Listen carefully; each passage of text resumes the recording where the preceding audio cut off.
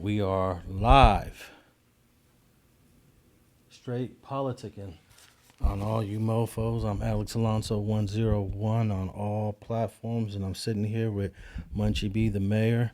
Morals Over Money is the new YouTube platform, and it's going up over there. Yes, Sarsky. What you got? What you got popping next for the new platform? Expanding so I can reach a broader audience. You know what I'm saying? So I'm about to tap in to Apple Podcasts, iHeart, Spotify, Amazon, etc. You know what I'm saying? So I could, reach a bigger audience. You know what I'm saying? And just keep dropping this content. Yeah, my mom wouldn't even be able to listen to us if we weren't on. What are we on? Alexa. She plays it off of her Alexa. And that's Amazon. That's Amazon, yeah. Yep. She don't go to YouTube. Yep. She plays it right off of Alexa. Yeah, I do sometimes too. When I get caught up on StreetTV content, want to listen back to straight politicking what we did, or at your heart episodes, which we gonna continue doing. Like I hop on Alexa, play Richard Hart podcast. You know what I'm saying? Then they get going. And here's a little game for some of you guys in the business or wanting to get in the business or start off in the business, is that if you want to reach that audience, you have to do the extra step of posting your audios to a platform, and all the serious creators do it. Mm-hmm. I scroll through the Apple Podcasts shows, and I see some of the people in our section are on there, but not all of them do it. That's how you can tell who's serious about their business and really they serious about their craft as far as journalists and podcast type get up. You know what I'm saying? Yeah, when I see different logos in the Apple Podcast, I already know they're on their grind. Mm-hmm. They're definitely taking it serious. But I've been frustrated with some people that I've been working with, where I tell them, hey, let's do this, let's do that, and they don't even. Either they're ignoring me, they're not considering it, or maybe they're kind of like you. It takes a few months. It takes them maybe a year before you get the motion going. Oh yeah, no, I eventually get it going though and figure. You know what I'm saying? Pick up what you putting down. Yeah, for sure, man. So yesterday on No Jumper, me, Remo, Ricky, and Suspect was talking about Jay-Z, and he decided to go with Bad Bunny to headline the Super Bowl. So when I heard Bad Bunny, I'm like, Bad Bunny? They're like, no, that's Bad Baby. I thought it was the Catch Me Outside girl. But he's like, oh, Bad Bunny, okay. Now, because you from Puerto Rico. Oh, well, not technically. I'm not. My parents are. Okay, you got some Puerto Rican roots. Correct. Okay, now he's from Puerto Rico. So now, what I was saying was, why would he choose him to headline the Super Bowl if he raps in Spanish and can't nobody understand him, for one? So I'm thinking in my mind, everybody gonna walk away from the TV at halftime, probably go take a smoke break, go socialize, get on the phone. And I don't think that's gonna be having the ratings up at halftime. And then I just didn't think it was a good idea, but Remo said that was a business decision. I'm like, how? Right? So as Young Ann like to point out, pay attention to the chat. So I was when I went home, I was paying attention to the chat, and my brown brothers, my Latinos, and Hispanics, whatever, was on my head, right? And I'm like, I can't win. Either I'm taking up for Lefty, and the blacks is getting on me, or now I say this. All right, boom. So look. So being a journalist, a podcaster, I'm like, let me do my due diligence since I don't know too much about Bad Bunny, right? So I'm like, okay, he appeared in over 70-some movies. I'm like, okay. And then I played like 3 of his songs. I can't understand what he's saying, of course. I speak English, but it got a little bounce to it. Like, even if you don't know what he's saying, it got a little bounce to it. Okay. And then he's in a relationship with Kendall Jenner, the more quiet, off the radar sister. And then, but I said, what percentage of Puerto Rico watches the NFL? And they say less than 1%. So I'm like, How's that a good business decision? Is it because you want to tap more into the Puerto Rican demographic and have them watching it more? Because it ain't gonna go nothing up but like a 2%. Well, no, I think Bad Bunny is listened to like in South America, which is probably over a billion people. I don't know. Okay. So it's not just Puerto Rico's too small to have any impact on any economic decision. Okay. But he is definitely listened to around the world. He's a global artist. So yeah, I think it was a great decision. And even though Tell me else or why else? Okay, why else? Well, Because I'm gonna bring this up later. Because I'm optimistic and I'm open minded. So I wasn't just about to be like say that and then just not look. You know what I'm saying? Look into it and see why people feel the way they feel. well, he's a multi-platinum artist. He's got a gang of hits. He's got a bunch of collabs with English artists. I think he's done a song with Cardi. Drake. Yeah, But I think Drake got a beef with he would man, he got a beef with Jay-Z and Cash Money don't, you know what I'm saying?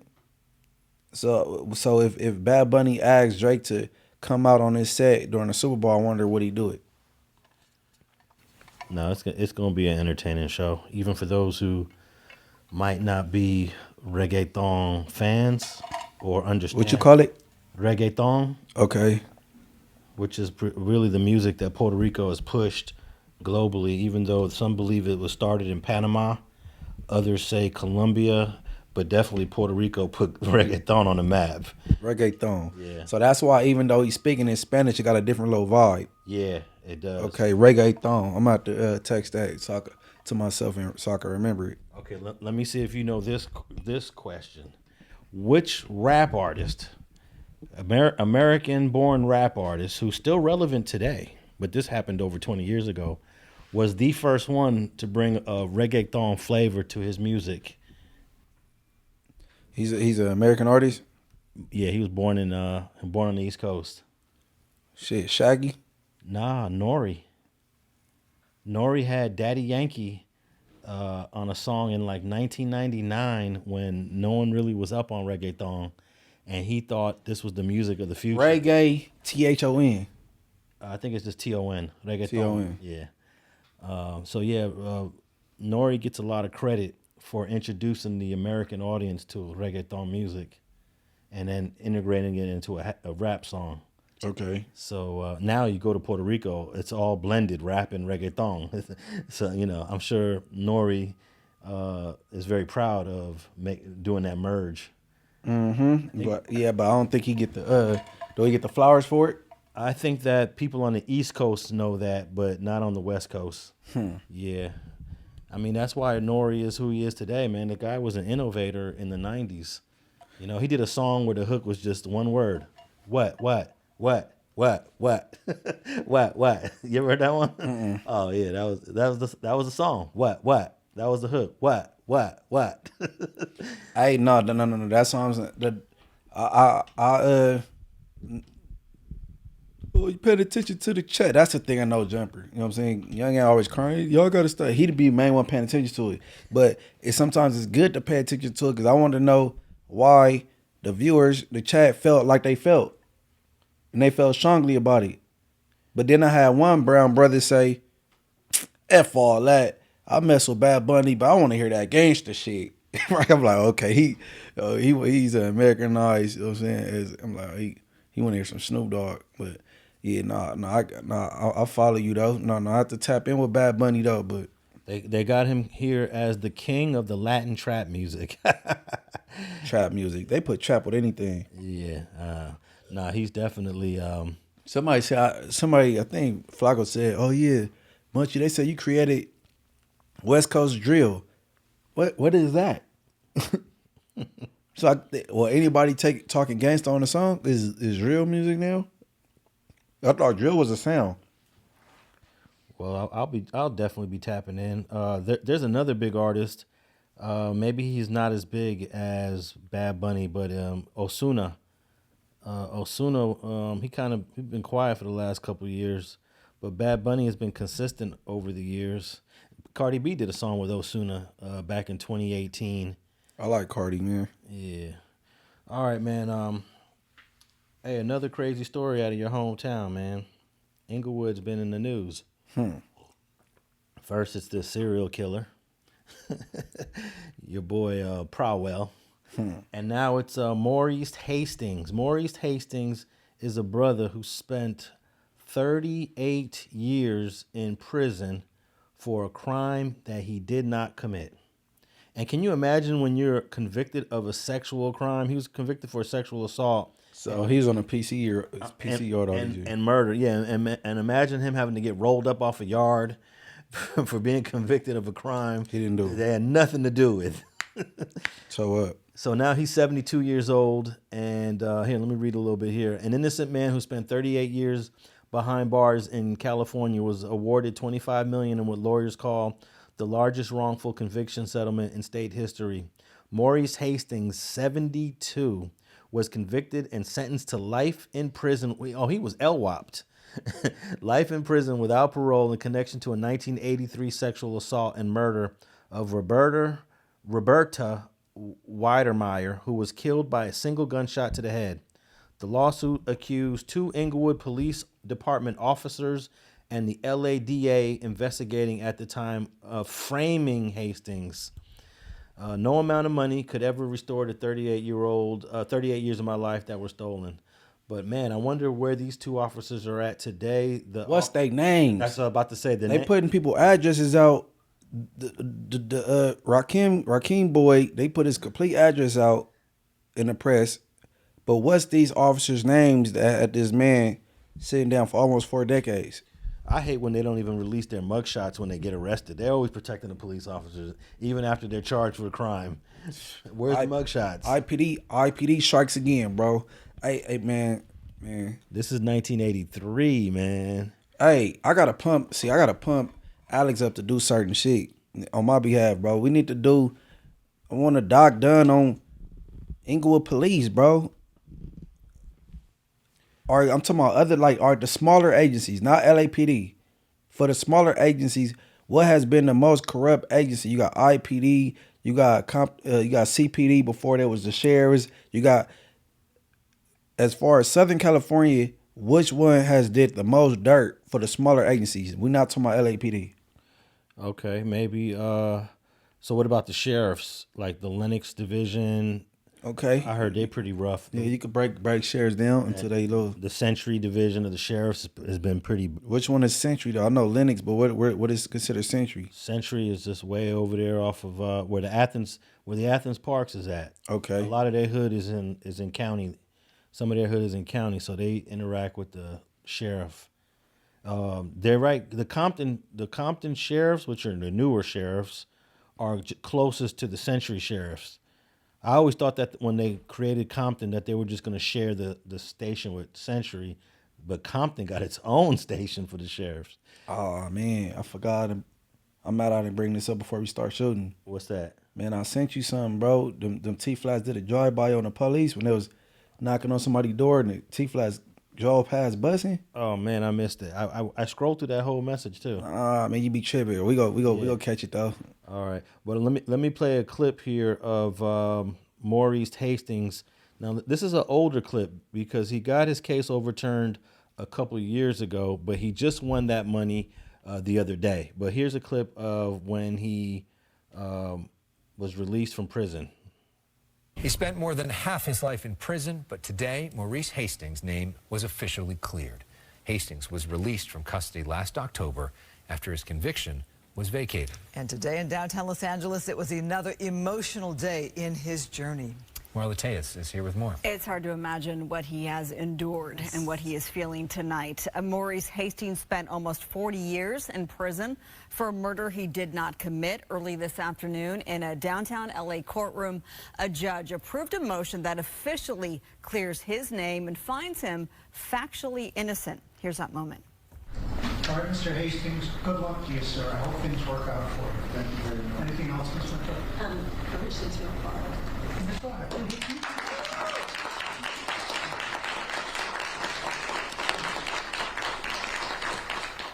A round of applause for 69-year-old Maurice Hastings this afternoon. Him smiling there moments after his name was officially cleared. Hastings was wrongfully convicted for the 1983 kidnapping and murder of a 20-year-old Inglewood woman. He spent 38 years imprisoned. Over the last few years, the Los Angeles Innocence Project at California State University, LA, worked on his behalf to free him, and in October, his conviction was vacated. This is thanks to some new DNA evidence. As you might imagine, Hastings is relieved and looking forward to the future. I'm grateful for the judge's ruling. I'm grateful for the district attorney's office and agreeing with it, the apologies and everything. It's been wonderful today. I'm ready to move forward with my life. You know, I'm a happy man right now. Look at that smile. You heard him thank the district attorney's office. Well, that's because LA County DA George Gascon, along with the LA Innocence Project, sought today's motion to factually clear Hastings' name. Gascon says he's proud the injustice has been corrected, but said the evidence in this case should have been tested 2 decades ago.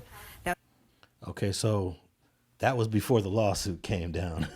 That's him being released from prison through the LA County CCB courtroom. That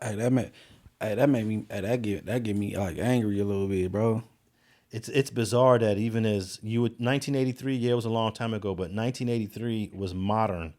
Like, how do you get away with framing people? We understand this happened in the 30s, the 40s, the 50s, but as time progresses, it is becoming increasingly more difficult to frame people for crimes they didn't commit.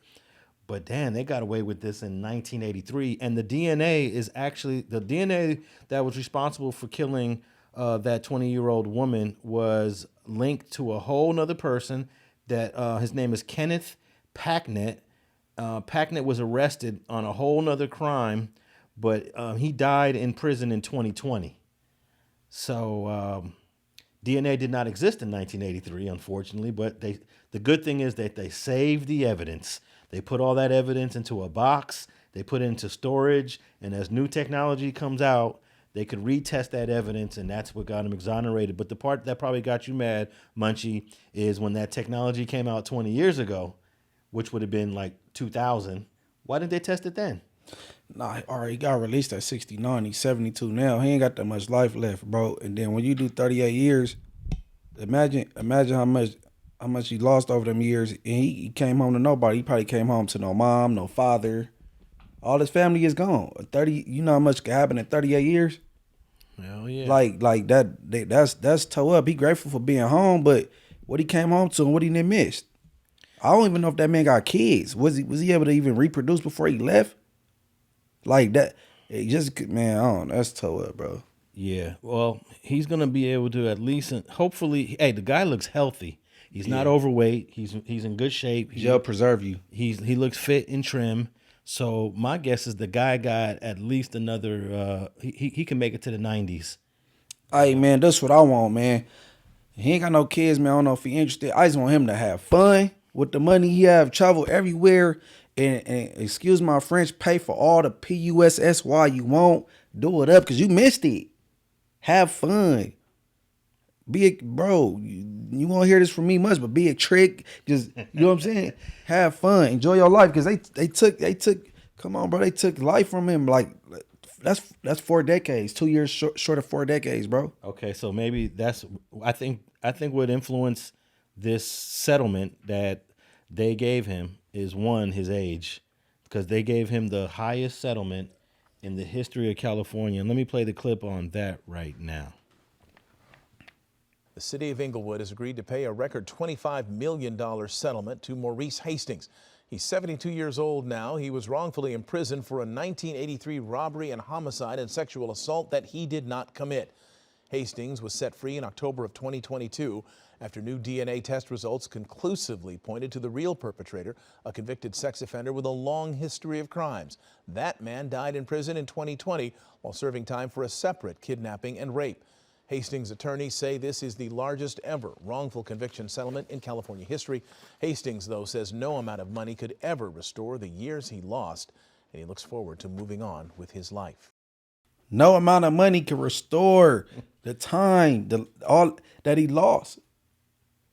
Come on, man. You get your money back, you can get a broad back, you get your job back, but you can't get time back. That's one thing you could never get back, bro. Nah, man. That's why they gave him that $25 million, man. They said, let's break the bank for this brother. We, well, I'm sure they weren't we. Those guys in 1983 did an injustice. We today are here to correct it, I'm sure is what they said. Man, Maurice Hasting, bro. Woo, hey, we need to find him. I wanna interview this dude. I want to find him. I know he ain't nowhere near Inglewood today, right? Why not? Why not? What? Come back home. He up. Yeah. He up. He up, bro. Like he somewhere living good as he should, and he deserve it. Man, hey, the only thing I wish for him is more life because he missed a lot of it. So, man, God at least get this man 30 more years on earth. You know what I'm saying? Now, I remember one of the highest settlements in California history was in, before this one, obviously, was Javier Ovando.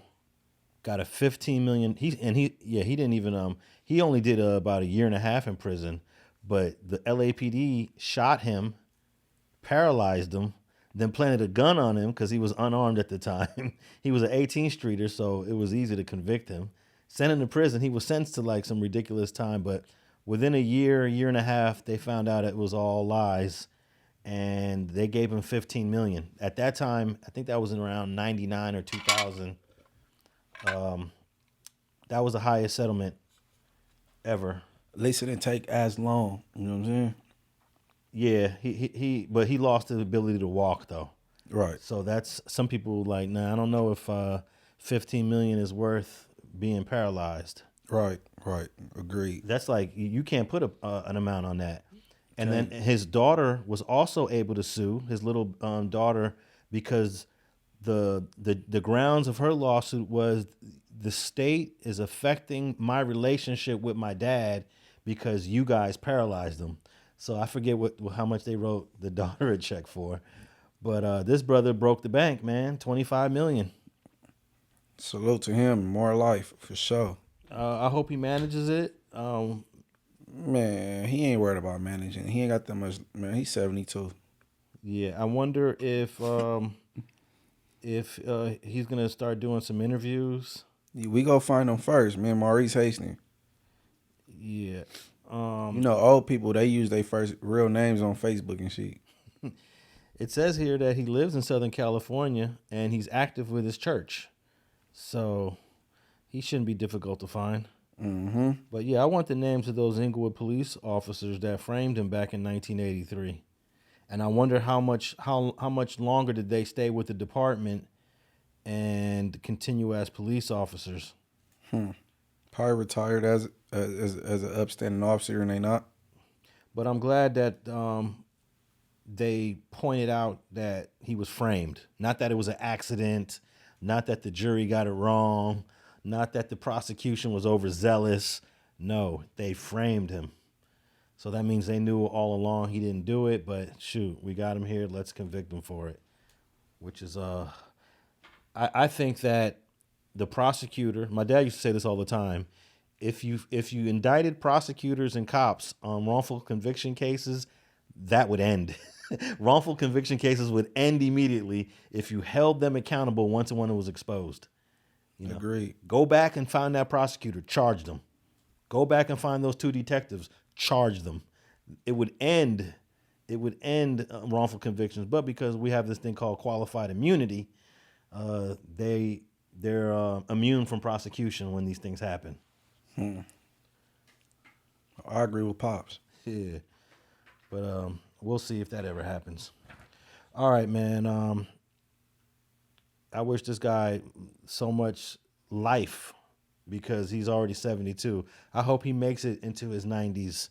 And shout out to the Innocence Project. I worked with the Innocence Project on a few cases, including the Hoover one. That Hoover one was an Innocence Project case with Gumby and Obie Anthony. That was an Innocence Project case. So, they got a nice, I know Obie got a nice amount of money for that 17 years, $8 million. But damn, that's like a third of what Maurice Hastings got. Shout out Obi Anthony. All right. I wanted to talk about this MS-13 case out in Baltimore, man, because this is a good case to let all the kids know about the trappings of being involved in gang life. So let me run this down really quick. Three members of MS-13 were just convicted in a federal indictment in Baltimore. So let me pull up the article on this, and also have a clip. But the U.S. Justice Department indicted a whole bunch of MS-13 guys a year ago, and they were just convicted. So a federal grand jury just convicted three men, Wilson Galdomez, Marco Saravia, 26, from El Salvador originally, and Edis Venezuela Rodriguez, known as Little Felon, 24 years old, of Honduras, and Jonathan Puerto, known as Truny, who's 24, of Honduras. They were convicted for conspiring to participate in racketeering enterprise involving murder, attempted murder, and a murder in aid of racketeering.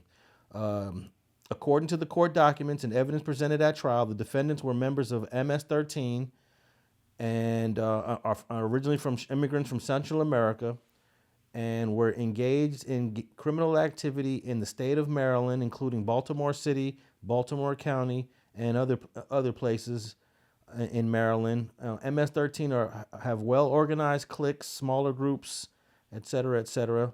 And in this particular case, these three guys were found guilty.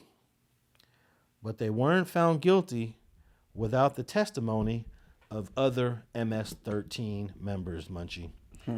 So let me play the short clip, and this is for all the youngsters out there. This is how it's going down in many places throughout the United States.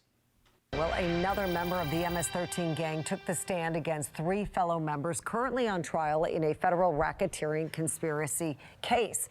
Investigators say the conspiracy involves several murders and attempted murders across greater Baltimore, including that of a 16-year-old girl. Alexa Ashwell has the very latest.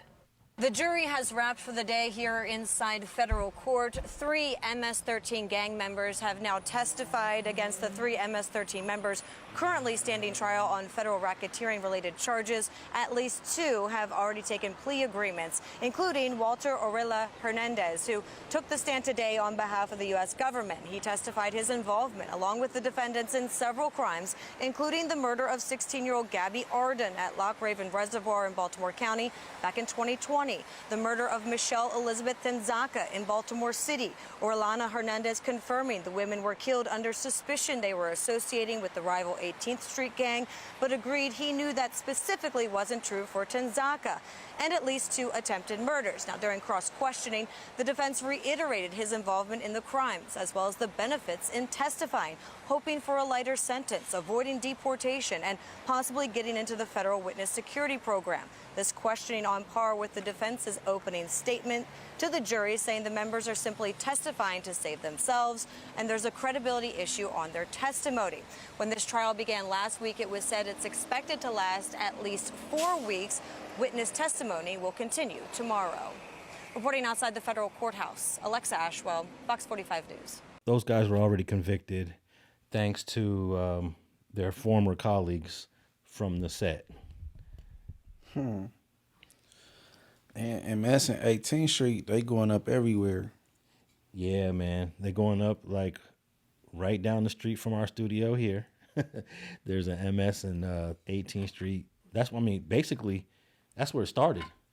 The MS 18th Street rivalry started right there in the Pico Union area, right off of between Pico and Wilshire down Hoover, and it spread all over the world. And here we are in Baltimore talking about 18th Street and MS-13 rivalry, 3,000 miles away. But boys and girls, don't join gangs because, one, you might get caught up in a serious indictment and you might have to sit down for about 20, 25 years.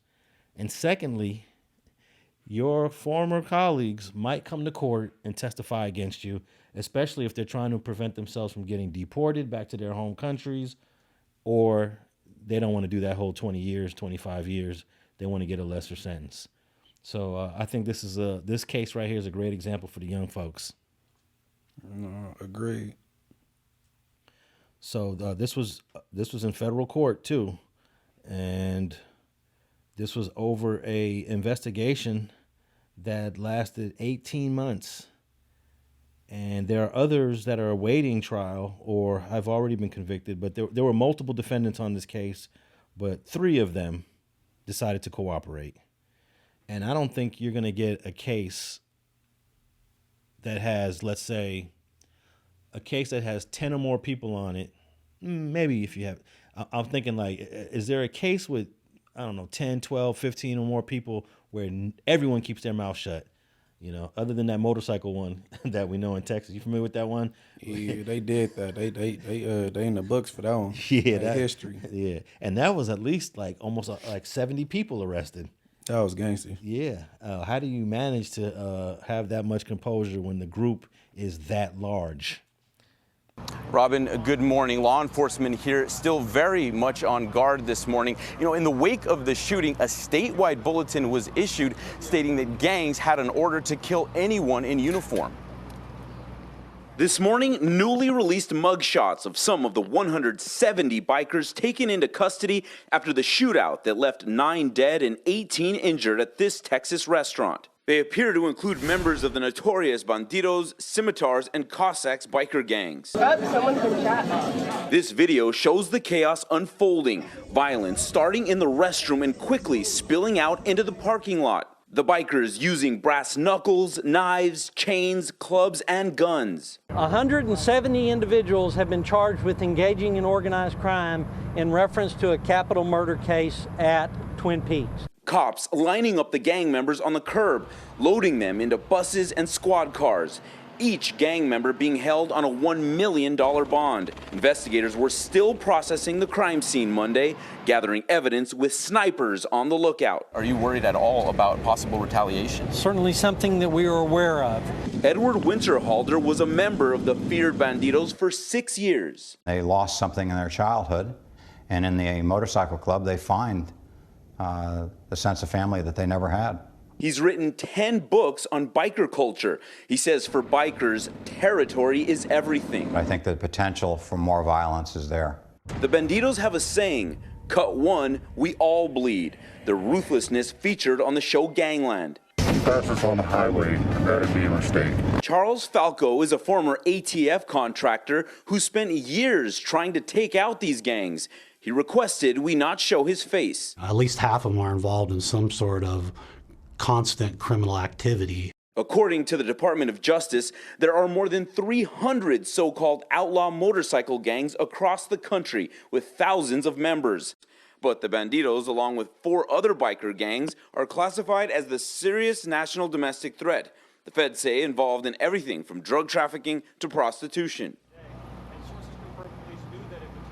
2 big questions this morning. How will prosecutors try all 170 people in custody? And will they pursue the death penalty? And they all walked. Yeah, they all had to be released. And you know what? If everybody in the county jail, if everyone in the county jail did these 2 things, keep their mouth shut and request for speedy trial, more of you people would beat your cases. Because the county jail and the LA court system is not prepared for everyone to request a speedy trial, which is your constitutional right. You notice how, I don't know if you pay attention to this, but the courts are always saying, such and such defendant, are you willing to waive your right for speedy trial? Yeah, waive time. Yeah, you want to waive your time because they want you to. Yeah, they want you to because there's no way they can do all these trials. So once they got that out the way, once you've given up that right, boom, they got you in a great position to either make you take a deal or wash you up. But then you got these public defenders that'll be like, they suggest that you should waive time. Oh, I need more time to look into this. We gather this and we could bring you back. And you know what I'm saying? And really, you should just move forward. You know what I'm saying? Yeah, if you It depends, because murder cases take time. Yeah. Now you don't want to rush yourself into a life sentence. With like murder cases, you know, over time laws change. There'll be new case laws every day. Witnesses forget things. Witnesses die over the time. If the case going on for 3-4 years, and he might have died last year, and that was the star witness. So sometimes it's in your benefit to waive time and take your time with the case. Yeah, because everybody else in the county jail might be doing the same thing. The point is, everyone has to go to speedy trial. I mean, if there's 400 people, you don't have to. I think what you mean? Everybody have to go. Meaning that no one should be giving up their right. Oh. If everyone maintains that right, the court system cannot handle you. They'll be overwhelmed. Yeah. So at some point you're gonna get released. Right. And then they might, if it's a serious enough case, they'll probably refile on you, hopefully within the statute of limitations, if they can, or they might just say, forget it, we got more important things to worry about, you know. But of course, everyone's concerned about their own case, what's going to happen to me. So, like you said, they might want to, you know, take more time. Mm-hmm. Let's see what the witnesses are going to do. Let's see how much more discovery we can get. Now, of course, you know, that's all fine too, because in the real world, most people are going to waive time. They're going to waive time. And early on in the 60 indictment, Big U was trying to press the gas and just speedy something, but I knew that wasn't gonna happen. You recall that or no? Nah, I don't. He was trying to press the gas, and the lawyer, and he ended up having to get on with that lawyer or whatever. They said the lawyer was real oblivious and nonchalant. But in many instances, when you waive time, it allows the government to get their witnesses. Like in this MS case, they were able to flip 3 of them. They were able to flip 3. And you can't say if this was a good or a bad thing, no, because if that's gonna flip, that's gonna flip anyway, bro. You know what I'm saying? And then like I said, with murders, you gotta kind of like this. Yeah, but sometimes it takes some convincing to flip a witness. Like when they had Sammy the Bull Gravano, which is a great example because he made up an excuse. All right, that's if you believe his narrative and why he flipped and Gotti was, bro. Yeah, they convinced him that John Gotti was not your friend and he was about to put you on the hit list. You know? No, that ain't what he said. He said he wanted him to sacrifice himself. Like, take this. Yeah, that was true. That's true too. Yeah. Yeah, but I mean you just got snitching you anyway. You know what I'm saying? Like, if it took any convincing, it was a thought from the beginning. Yeah. Yeah, hell yeah. Like, come on, bro. Like, well, I'm not sure if your boy Diddy asked for a speedy trial, because it did happen pretty fast. It happened in less than a year. He went to trial in less than a year. So obviously he didn't waive time at all. And it kind of turned out in his favor. Free Puffy. And we could talk about that right now. Take that. Free Puff, man. He ain't gonna do it again. Diddy is about to be sentenced in the very near future, and they're asking for 11 years. Let me play this clip. Prosecutors say Sean Diddy Combs deserves more than a decade in prison. Megan Fees at the WKRN.com alert desk now with the new information ahead of Friday's sentencing. Megan. Nicole Mark, federal prosecutors said in a new memo Combs should be in prison for at least 11 years, which is far more than what his defense attorneys are asking for. Combs will be sentenced Friday on 2 counts of transportation for the purposes of prostitution. Even though he was acquitted of the more serious charges, prosecutors tell the judge punishment for the crimes he was convicted of must take into account the manner in which he committed them. Prosecutors adding he was violent, abusive, and left victims in fear. Meanwhile, Combs' attorneys are seeking a prison sentence of no more than 14 months, amounting to about time served. Remember, News 2 brings you breaking news around the clock at WKRN.com. Free Pup. So they asked for 14 months. That's time served. Yeah, I think that the defense has a good argument there of the time for the 14-month sentence, because that's actually the minimum. Initially, the government was asking for 5 or 6 years right after he got convicted, but I guess they took a lot of I guess, took a lot of heat from their colleagues over there, their bosses, and was like, wait up, we spent all this money, we did all these raids, and we need to at least get something for it. That's they bad. Yeah. And also, from if you look at the Mann Act, from what he was convicted of, it only carries 10-year sentence when it's convicted in a RICO case. Since his RICO he was found not guilty of the RICO, that means the Mann Act comes under a lesser sentence. So I think the defense attorneys are going to have a good chance arguing to the judge that 11 years is absolutely ridiculous, Your Honor. Attorneys for Sean Diddy Combs say they plan to appeal after the music mogul was sentenced to more than 4 years in prison yesterday. It was an emotional day in federal court for Sean Diddy Combs, who wiped away tears at his sentencing Friday. Over the summer, the music mogul was convicted of 2 counts of transportation to engage in prostitution, involving 2 of his ex-girlfriends, including Cassie Ventura. Combs was acquitted of the most serious charges, racketeering and sex trafficking, avoiding the possibility of life in prison.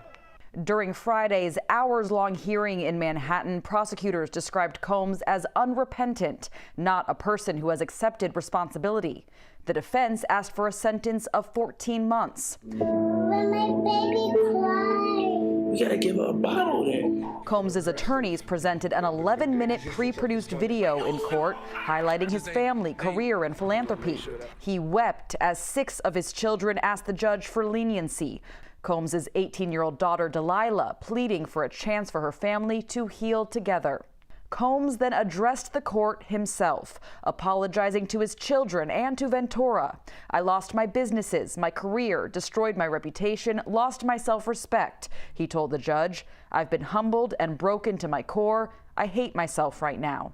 Ultimately, the judge acknowledged the defense's characterization of Combs, but said a history of good works can't wash away the record of this case. And he ended by thanking the victims who testified, telling them, I am proud of you for coming to the court to tell the world what really happened. And the judge previously said Combs' year spent in prison would count toward his time.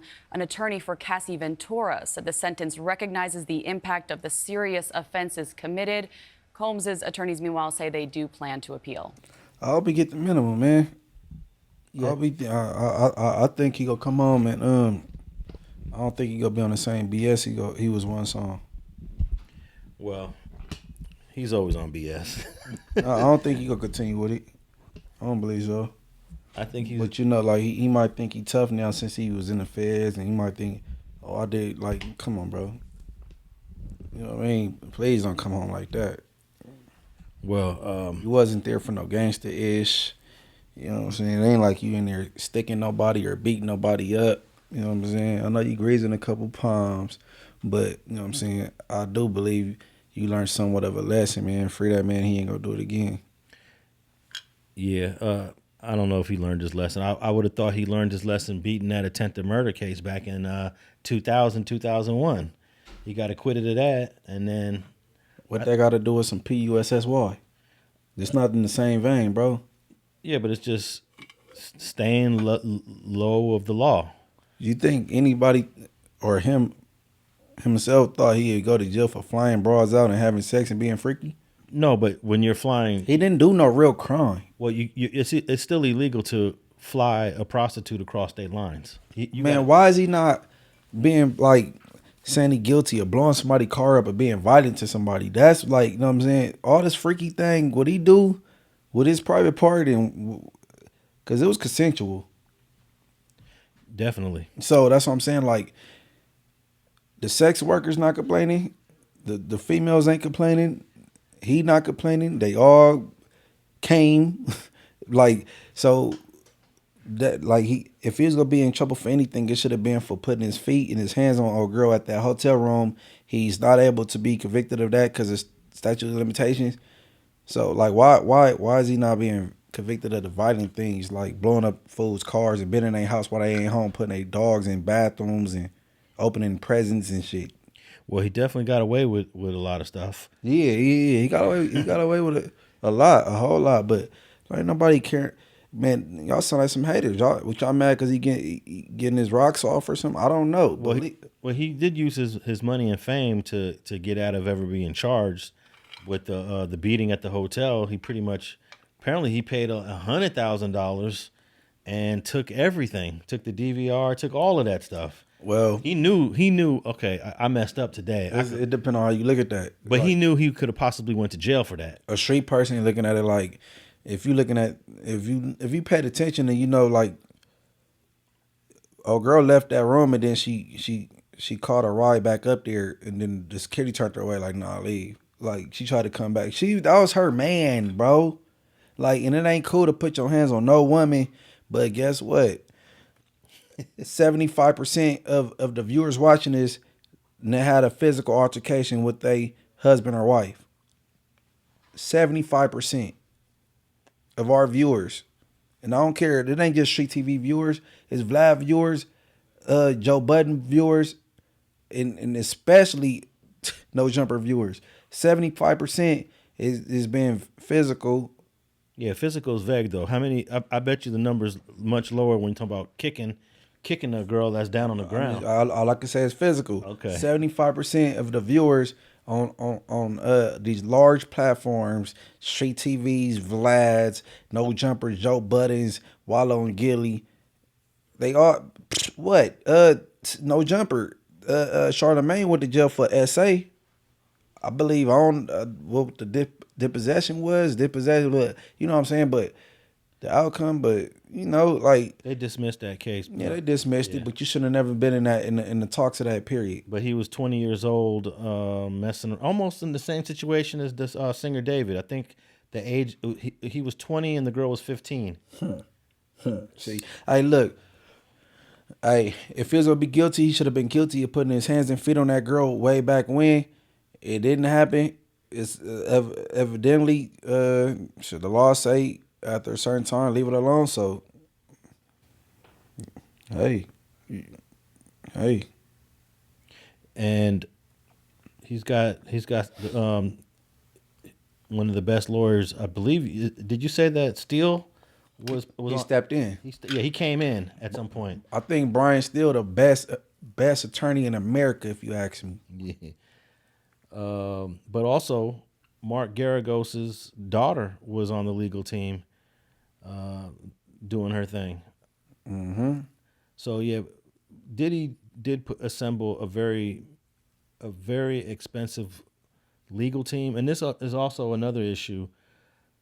If it wasn't Diddy, if it was just somebody else, they may have been convicted of everything. But because Diddy could afford the lawyers that are going to bring in the type of defense that's required, it just shows that our system, our justice system, is based on who has enough money to fight it. Well, if it was somebody else, they wouldn't even be in jail. It wouldn't be a thing. But no, there's quite a few people get convicted of the Mann Act. Man, listen, we talking about that the aren't particulars. famous. We talking about the particulars in the same fashion. They got locked up, and for the reasons they wouldn't be in jail for this. Me, I wouldn't have went to jail for it. I would have went to jail at the hotel.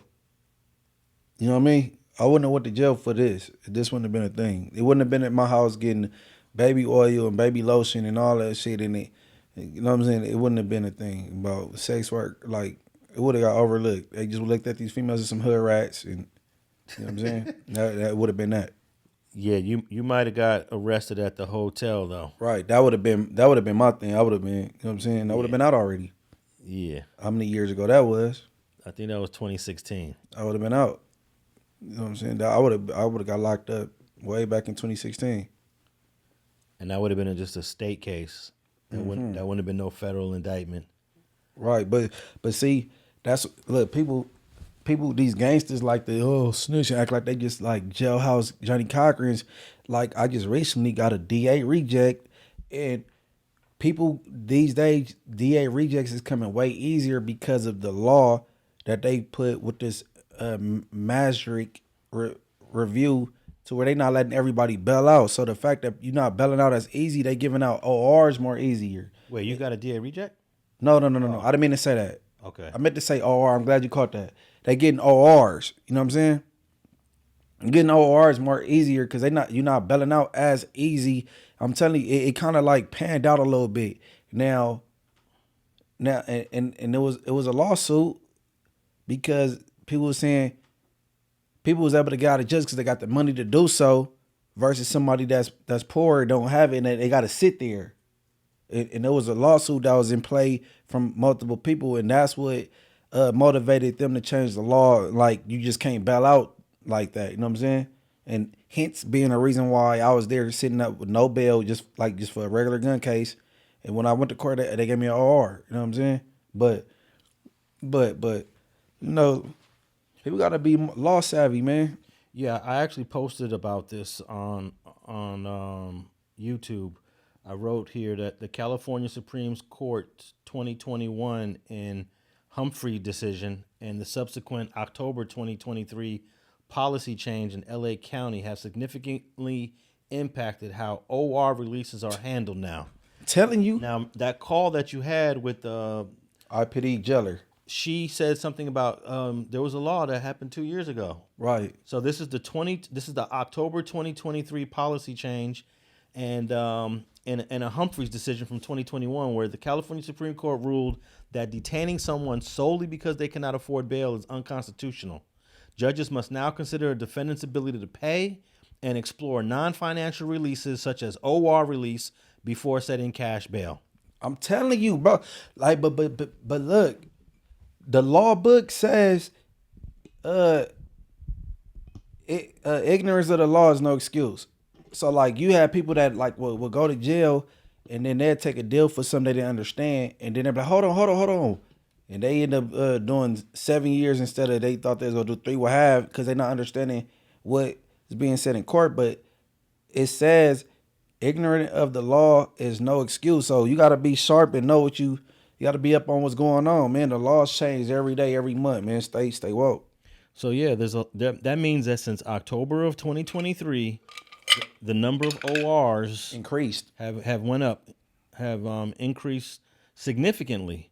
Los Angeles County zero bail policy, as a result of the Humphrey ruling, the Los Angeles County Superior Court implemented a zero bail protocol for most misdemeanors and certain non-violent felonies, which a gun possession is. A gun is a misdemeanor. It only become a felony when you take a felony for it. So I'm in a hurry to get out of jail. They'll be like, okay, Mr. Banks, we give you 3 years felony probation, and you get released today. So I want to go home. So I'm going to take the 3 years felony probation. So I done took a felony for a gun, and it's really a misdemeanor. I think, though, if you already have a conviction, as you do, it's a felony if you're in possession of it.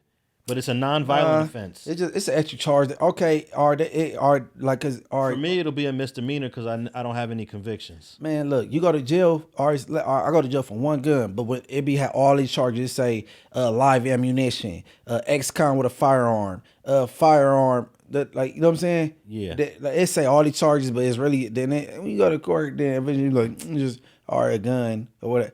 Man, they put. Look, bro, just don't be ignorant of the law, bro. Stay woke. Like, even people like pulling these burglaries, and it's a culture of flocking.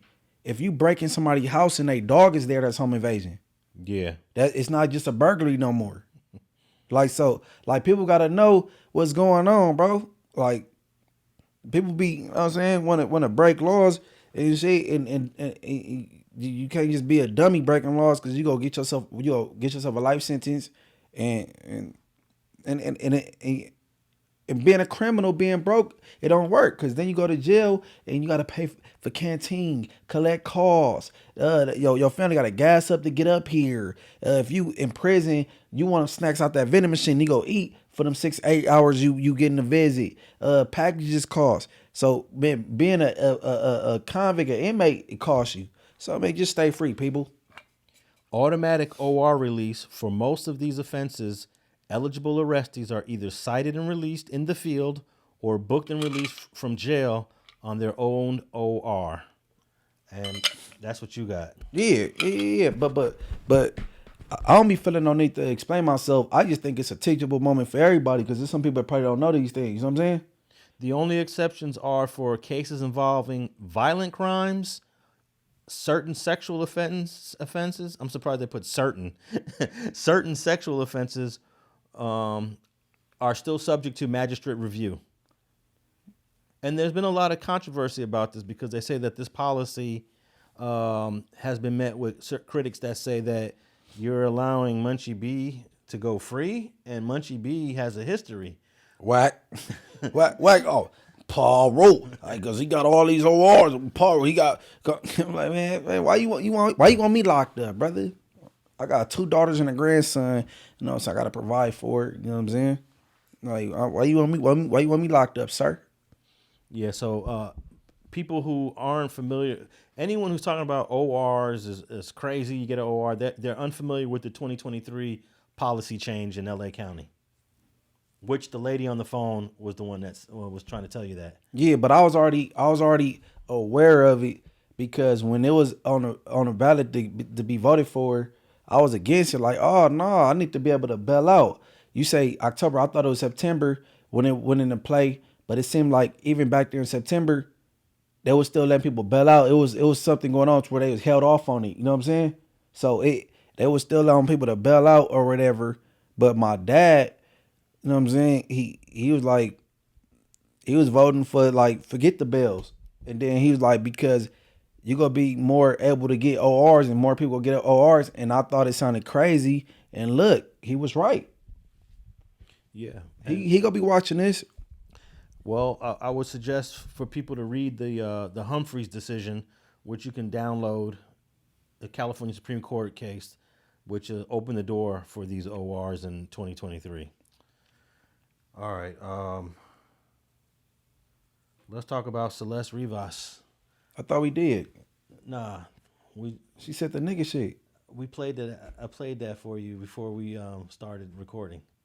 Oh, We never talked about it. yeah. But there's been some updates on Celeste Rivas, the young girl who was found in David's trunk, his Tesla trunk. And you know, I was thinking the other day, if David was driving that car and he got pulled over with the body in the trunk, what would have happened? Hey, man, hey, bro, that's a smart car. They record everything. You recording on the dashboard. That's bad for a boyfriend to even shit out that car type shit. So for somebody to do a crime like that and put it in a Tesla, he was high on drugs and out of his mind or didn't care. Do those cameras record even when the car is parked? I don't know a whole lot about the camera system on a Tesla. It's a cop car. It ain't for no gangbangers. You know what I'm saying? Like, even if you not up to nothing, like, what if somebody try to get at you and you forced to buzz back? Like, them cars is not for street people. You know what I'm saying? That's a soccer mom car, if you ask me. But I don't know if it recorded at what point or whatever. But also, you know, the house had cameras all around it, but the owner of the house turned the system over to David.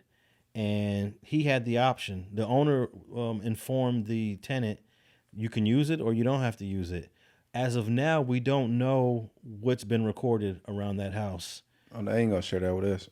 Yeah, the police. If the police got it, they ain't gonna say nothing at this time. Mm-mm. But we'll find out in due time. But the latest update is that they issued out the death certificate for Celeste Rivas, and one of the things that we've learned is that she was not pregnant. And within the last year, she has not been pregnant. So they made those two claims.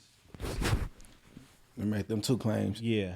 So this whole rumor about maybe she was killed because she was pregnant, that's completely debunked, 100% debunked. I'm glad to hear that. Month. ABC News has obtained records for the Riverside County Sheriff's Department that show deputies went to her home numerous times dating back to early 2022. Meanwhile, the death certificate for Rivas shows she was not pregnant when she died. The cause of death is still pending. The medical examiner is waiting for toxicology reports. I'm glad to hear that. So he ain't looking like a. Well, if he was dealing with her, it's still bad. But well, we don't know that though, if he was dealing with her. So the death certificate stated that not only was she not pregnant, but she hasn't been pregnant within the last year. And that's good news. That's good news. for him. But is she like little sis to you or something? Because you gotta explain the matching tattoos on their finger. Well, the matching tattoos could be little sis. Yeah, it doesn't. Well, a minor getting a tattoo. I don't know how when you're under 18, you can't really get a tattoo unless you're doing it yourself or you're somebody you get in the homie. Yeah, but everybody like back in the day used to have somebody, Yeah, an older homie come sign for you or older female and act like they your sister or mom or something. You just get tatted. But the death certificate has not still established a cause of death. That is still up in the air, pending toxicology reports, which can take. I'm told that it could be months before the cause of death is determined. But if they were able to figure out that she hasn't been pregnant within the last year, that means they could pretty much run all the toxicology tests that they have at their disposal. They're going to run everything from cocaine to fentanyl, poisoned, different types of poisons to figure out what she ingested before she died. I mean, you could pay attention to that or pay attention to why she in the truck instead of somebody calling the police like we need help. What you mean? Why is she in the trunk? That's the main thing. Why there? Why didn't nobody call the police like, hey, she OD'd or hey, she had a seizure or, you know what I'm saying? It's obvious it ain't no gunshot wound because we would have known that already. But the whole thing is foul. It's rule foul play period because she's in the trunk. So that's the, you know what I'm saying? So, Well, being in the trunk is a whole different crime now. No. When we talk about motive, we know she ain't pregnant, so he ain't like, okay, I got this young female pregnant, I need to get rid of her. That's ruled out. You know what I'm saying? You got this matching shish tattoo on the pointing finger, and from David and Celeste. Okay, that's one thing, but you could be like, oh, that's my little sis. You know what I'm saying? But this is your car. And then, why is she in the trunk? And he got some explaining to do. But the burden of proof is on the district attorney. So shit, they got some research to do. Well, there's been a couple of reports that stated that she could have been in that trunk now a month, at least a month, because of the level of decomposition, plus the hot weather. The hot weather in August of this year. It's been a hot summer. Yeah, up in the hills, it causes the body to decompose faster. So that created a problem for the medical examiner. But yeah, I don't think if it was some sort of gunshot, that may have been reported already. So I doubt that. What you mean? I don't think it was a gunshot. Oh yeah. She might have been partying on people. She OD'd and they didn't want to call the police and they stored her in the trunk. It could have been an accident. This whole thing could have just been an accident. I mean, that could be considered an accident. That's what I'm saying. Like, yeah. So if it's an accident, then her body being in the trunk is only a misdemeanor. Nah. Yeah, it is. Nah, but it's called the If it's an accident, that'd be like some type of manslaughter. But when you put somebody in the trunk, then that's kind of what's the word? It's like premeditated almost. Like you had an option to call the authorities, bro. After that. Yeah, but it's not a felony. Yeah, but I don't know. We'll figure that out. I don't know. I was trying to pull up the law on it. Yeah, don't know accident happen and you put her in the trunk and it's a misdemeanor. That don't happen. Our first look at where R&B singer David's black Tesla was towed from only days before Celeste Hernandez's body was found decomposed in the car's trunk. The car almost looks like it's been off-road out in the desert or something. It's the wheel, wells are all beat up. There's a huge dent in the back. Private investigator Steve Fisher obtained these images of the black Tesla from where it was towed and impounded from in Hollywood Hills, covered in dust. Said a family member had contact with Celeste by text, and that was sometime in early July. you know, it's tragic to think that she was sitting in the front of that Tesla decomposing that whole time. But according to Fisher, the initial call made for the abandoned car came in August 26th. Police inspected and ticketed it the 27th, cited it again September 3rd before it was towed on the 5th. 3 days later, workers at Hollywood Tow smelled an unusual odor and discovered Hernandez's body in the car's trunk. I mean, what do you think might have happened? It could have been an overdose, and they panicked and hid her body, or because they probably didn't want to expose the relation. They're worried about exposing the relationship between him and a minor. And as unbelievable as it sounds, concealment of a body is a misdemeanor in California. The unlawful handling of a corpse. Nah, but I'm saying what you said is a felony, but what before and that her ended up where she ended up at, that's not a felony together. What if she OD'd on a drug that she was taking herself? No, we could do like what if forever, but if she did it herself, why is she in the trunk? That's what I'm saying. She might have been doing some drugs, whatever she was doing with a group of friends, and they didn't want to call the police. Put her in the truck and park the car. Okay. Well, let's see, what else do we have on her? I want to play this clip. We have a video of her arguing with her neighbors back in September of 2024, which would have been a year ago. But another thing that came up is that she had been telling everyone in David's circle, D4vd, that she was 18 or 19 years old and that she was a student at USC. So it sounds as if, and she had multiple IDs. She had fake IDs that put her at this age. So my question is, have you seen a picture of her? Oh yeah, I've seen a few pictures of her. Is she a nice looking young lady? Yeah, she's a very pretty girl. Okay, do her body look mature? And this is a disclaimer. We just trying to figure out if, like, you know what I'm saying, why would they believe that she's of age? You know what I'm saying? Because you know how the viewers could get, but go ahead. Yeah, I think she had a pretty nice physique at 5'3", 120. I've only seen one photo of her from top to bottom, from head to toe, and she definitely looks like a young lady. Okay. She don't look like, you know, she's technically she's a girl. She's a kid. Of course. But she does look like a young lady.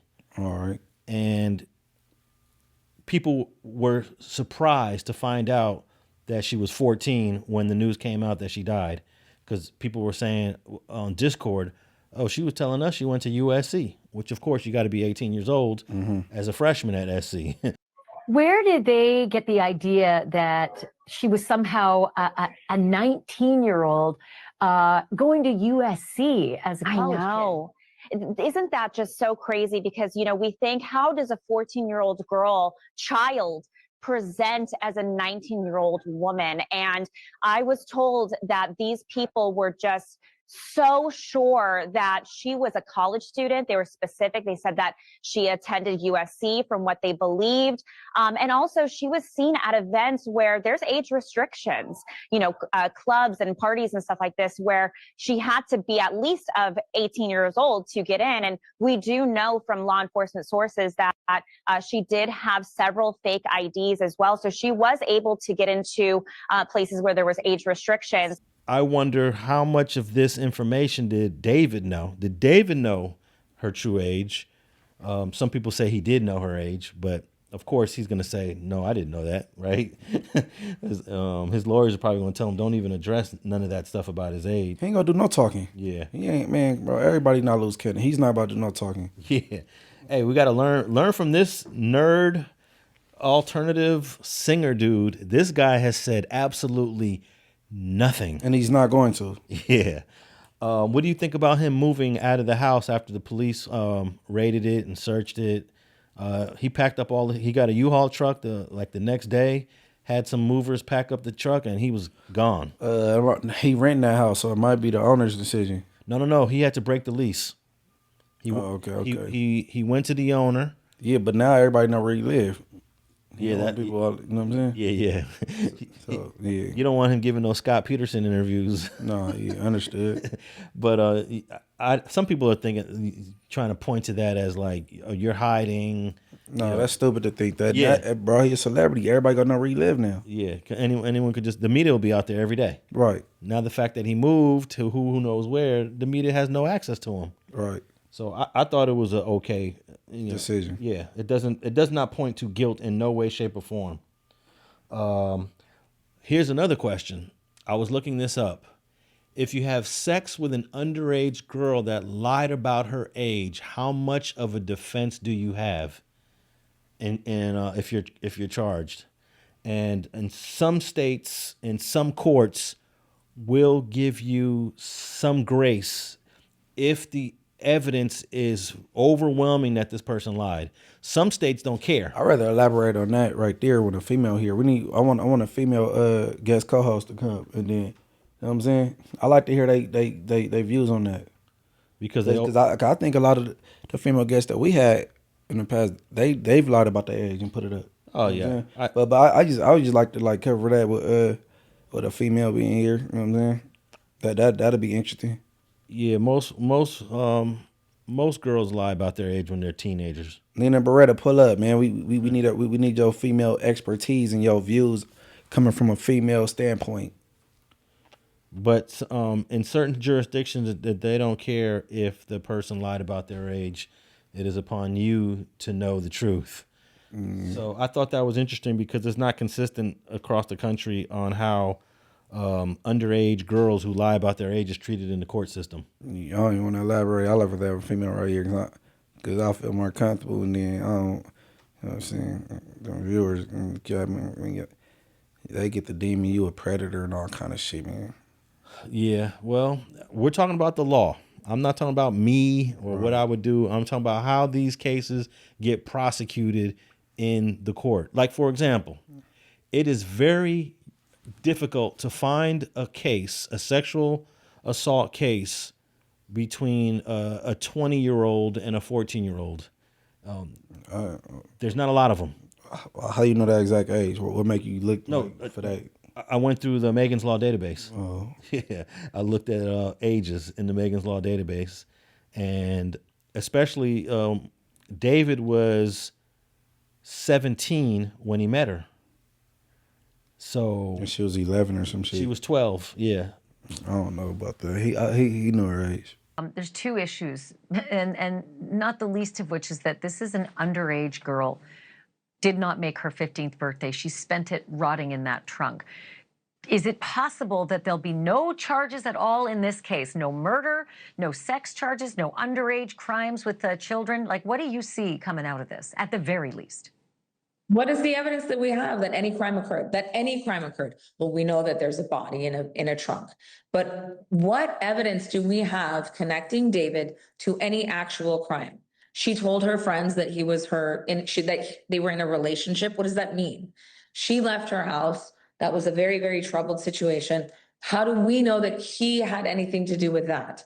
There's no evidence against this man for any crime that I can see. How about witnesses? Because the friends of David spoke with TMZ, and they all held out that they thought that they were a couple. They held themselves out as a couple. She said that she was 19 and a college kid, and they were absolutely romantic. Proving my point. If he thought that she was overage, then it's not a crime. But what does... Oh, that's not true. Ignorance of the law. You can't have a relationship with an underage girl and say, well, she told me she was 19. Oh, hire me if that ever happens. Because I think you can. Yeah. You know her age. Yeah, but here's the thing also. I ain't gonna be able to prove it, but he knew it. Yeah. And then you got to be able to prove that they had sex. And here's something that I recently learned about. I don't know how you feel about this, but the generation that was born in 2000, what are we calling this generation? Is it Generation Y? Well, whatever this generation is of people that are in their 20s now and late teens is the least sexually active generation in modern time. They're having the least amount of sex, and the reason why is because of the internet and social media. People are... I don't know about the reason. That's stupid. Why would that make sense? Well, I'm not going to say it's stupid because this is... Why would that make sense? This is being researched by professionals. What's their research? Where they getting their data from? Well, they survey hundreds, if not thousands of people and ask them, hey, how come you're not having sex? You're 18, you're handsome, you're pretty, and you're still a virgin. And why is they saying the internet though? Because the internet has done a significant job at reducing human contact. So you can play up more. Yeah, I don't know, but I don't know if I don't know if that's a good reason. But I'm just saying that this generation is not as sexually active as previous generations. I could believe that. I could believe that. And I'm glad to hear that because my kids are in this generation. I don't want them having a lot of sex, but I don't know. I was just saying that the reason it probably reflect on teenage pregnancies, like they not having babies as young. Oh yeah, like you know what I'm saying. I could respect that data, but to say the internet, I can't really. That shit sounds, it don't sound like a good. You know what I'm saying? It doesn't sound like a plausible reason. No. Man, I saw this. I think it will heighten it. I saw this chart that broke down how much time humans spend in their day, and it went from the 40s to the present, and it has these different categories: how much time you spend with family, friends, work. And then once the internet comes in the 90s on this chart, it's a moving chart. Once it gets into the 2000s, the internet is the most thing that people spend their time on. Friends, family, work, all these other categories are reduced. So I don't think you can underestimate the impact that the internet has had on our socialization. No, they like to blame the internet on everything. That ain't it, man. That's a gateway to coochie. For some it is, you know. That's come on, man. But I think it's easier to go to the mall, go to the beach, to go to the store and meet women. That's far more easier than the internet. You're gonna be meeting people that I'm just not buying it. All right. Well, I got this one clip I want to play of Celeste. This is a clip that TMZ got their hands on this clip. This is Celeste at her house in Riverside having an argument with her neighbors. And we're going to talk about this clip real after. Let me Right there. I'll tell you where that. See that door right there? Number 2, knock on it. Number 2 right there. Let me talk real quick, okay? You gonna let me talk? I ain't gonna let you talk. No, you ain't gonna let me talk. Why you not gonna let me talk? You tripping. You tripping. How about you ain't tripping? You gonna let a woman talk? No, all right, I'm not gonna let your woman talk. Why is she over here? Again. Your little house, you don't even got a house. Hey, bro. You talk to. Yeah, ain't nobody black right here, homie. We're Southsiders right here, homie. We're Southsiders here. Get it right, homegirl. Shut up with your black talking. Shut up. You talking like you black, girl, with your black talking. Yeah. Ain't nobody black right here. What are you talking about? I said we're not black over here. Why you keep calling us? You keep saying this. We're not black. Hey, let it go. Go back to your house. Go back to your house. You ain't gonna do nothing, bro. What you gonna do? You ain't no gangster. You ain't nothing, homie. What you are? What you are but a little girl? What you but a little girl? What you gonna do? What you gonna do? What are you gonna do? You need to go home. Seriously. I'm not Mexican. I'm Salvador and you tripping. Oh my God. Not because you tripping. Move the out of here. You ain't gonna do shit. You ain't gonna do shit. You better get over there. Get your over there, little girl. Go over there, little girl. You ain't gonna do shit. Go. Go. What are you gonna do, bro? Go call her dad, babe. What are you gonna do? What are you gonna do, little girl? Okay. I just put that together, okay, because I'm thinking like, did she say, you ain't let me talk? You ain't gonna let your woman talk to herself. She said you ain't gonna let the girl that said go call her dad, babe. So that's his girl talking. They neighbors and they close evidently. You could tell they close knit, and she a little faded. You know what I'm saying? Damn, this was done in. Okay, this was recorded in September of. So she's just turning 14 at this time. And there was an issue about She's like, I'm not Mexican. I'm El Salvadorian. I'm El Salvadorian. Yeah, but she used the N-word to him. He said, we ain't black. Don't call us no N-words. And she like, we Southsiders. You know what I'm saying? And she like, I'm a Salvadorian. I ain't no Mexican, but sure, Salvadorians and Southsiders too. So, but she ain't talking about that on that note. But yeah, she was a little intoxicated. You know what I'm saying? And I could tell they comfortable with her. Okay, well, they were on the, looks like the back patio or the driveway of the back of, this is probably the back of the apartment building. There's a couple people sitting in chairs. She's standing up and showing her ass, acting out. And it's recorded on a Nest camera that was propped up on one of the properties here. And she's just going off. And for a girl, a 14-year-old girl going off like that, it gives us a tiny insight into her personality. She's definitely, she's got a mouth on her. Yeah, I know girls her age like that. She got a mouth on her. And this was in Lake Elsinore.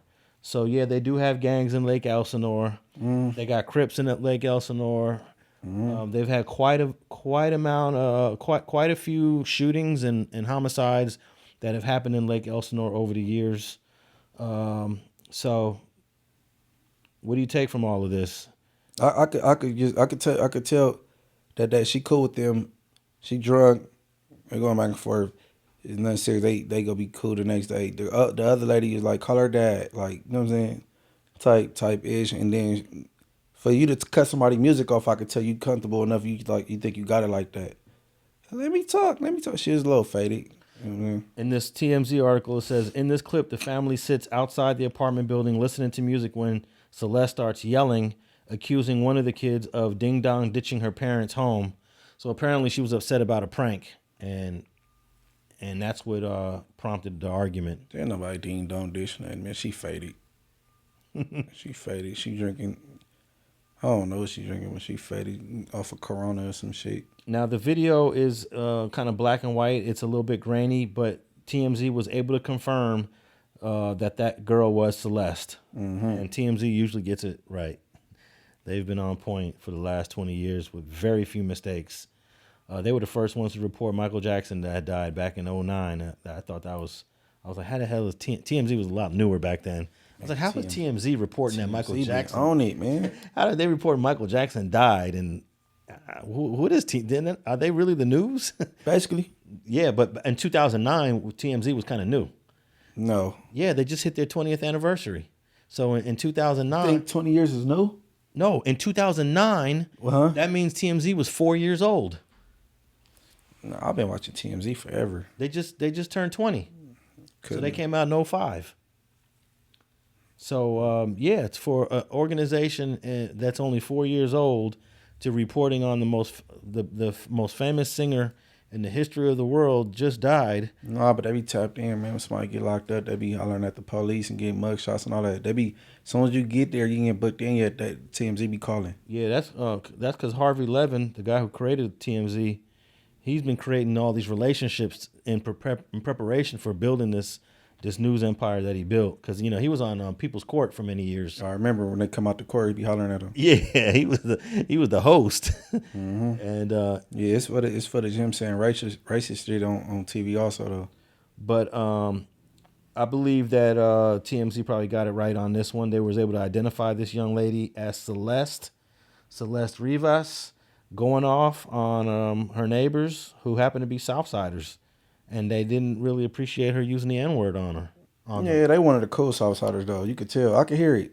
Yeah. They raised around blacks. You could tell the difference. I could hear it in their voice. Like, they raised around blacks. They go to school with some 1,200 blocks, or I don't know. So what's this girl, 14 years old, Salvadoran girl, throwing the N-word around for? Because she be around blacks. Yeah. She's been hanging out with David for, obviously. Mm-hmm. At this time, she's known David for 2 years, if she met him when she was 12. And she had been running away from home back and forth in 2024. So apparently she went back home, maybe for her birthday, because she had just turned 14 the first week of September. So That's a new video that comes up, and I think it's gonna create a lot of controversy to say she's argumentative, she likes to fight. Who knows who did this to her? Who knows who put her in the trunk? But of course, the police ain't gonna be fooled by this audio from a year ago. She just sound like an inner city teenager that's acting the way they act when their parents not around. Yeah. All right, man. Where can people tap in with you? MB_ the mayor on Instagram. Same thing on Twitter. And Morals Over Money TV on YouTube, man. Subscribe, help me get my subscribers up. I'm getting up there. I'm climbing up there. I'm already monetized, but it still helped me, you know what I'm saying, and support. I appreciate it. Get them subscribers up. Go over there and subscribe. And I have never said this before, but I'm going to say free Diddy because woo! I think that it's a first. We've been covering this for months. Yeah, but with based on his conviction, he should be sentenced to time served, and let him come home. Mm-hmm. And I'm at Alex Alonso 101 on all platforms. Tap in with your boy StreetTV. If you want to listen to this podcast in its entirety, Spotify, iHeart, Apple, go ahead and leave us a rating and review. And we out.